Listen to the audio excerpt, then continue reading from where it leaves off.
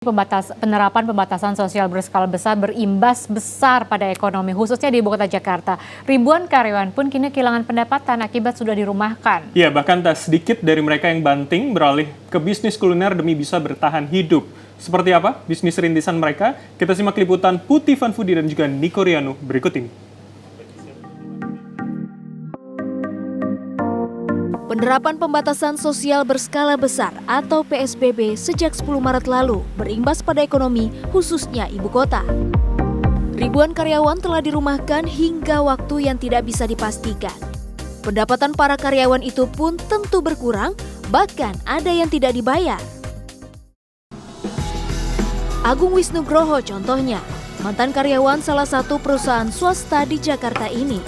Dirinya kini sekarang banting setir berbisnis kuliner. Hal ini mau tidak mau ia geluti demi bisa bertahan hidup di ibu kota. Sebelumnya pemuda asal Solo ini sempat menjadi mitra ojek online. Kemudian ia kini memilih berjualan sambal karena melihat peluang bisnisnya lebih besar.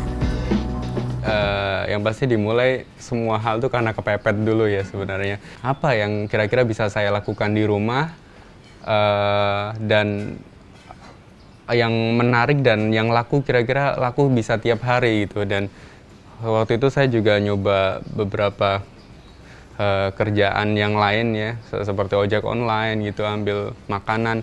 Nah itu paling banyak yang orang tertarik itu makanan pedas ternyata. Nah saya kepikiran untuk jualan sambal karena ibu saya suka bikin sambal dan itu untuk dikasih orang, kata orang enak.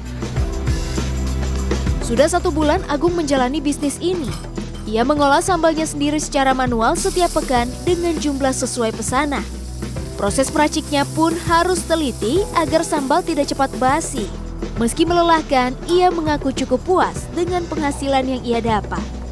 Dalam sepekan, penghasilan kotor yang ia peroleh adalah Rp300.000. Jumlah itu ia rasa cukup untuk bertahan hidup di Jakarta.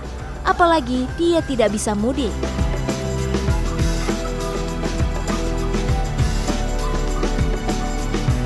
Bagi pria kelahiran Solo ini, tantangan dalam berbisnis adalah promosi, mengingat latar belakang pendidikannya bukanlah di bidang marketing.